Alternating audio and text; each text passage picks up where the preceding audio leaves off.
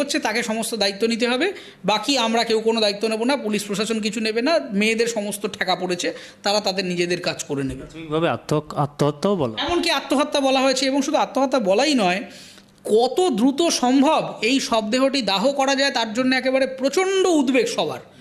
কেউ এটা ভাবলো না যে আমার একটা সেকেন্ড অর্ডার পোস্টমর্টম করা যেত, সেকেন্ড অর্ডার ফরেন্সিক করা যেত, এই ফরেন্সিককে চ্যালেঞ্জ করে আমি হায়ার কোর্টে যেতে পারতাম যে এই ফরেন্সিকটা ঠিক হয়েছে কি না।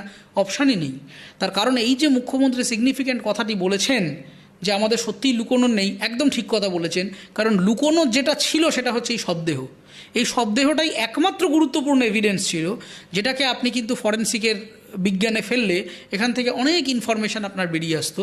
সে কারণে উঠে পুরো লেগেছে কিভাবে শবদেহটিকে আগে গায়েব করে দিতে হয়, একদম নিশ্চিহ্ন করে দিতে হয়। এবং সেই নিশ্চিহ্ন করতে পারার পরেই আপনি দেখবেন হঠাৎ করে এই গান গাইতে আরম্ভ করলো সবাই যে কিচ্ছু লুকোনোর নেই।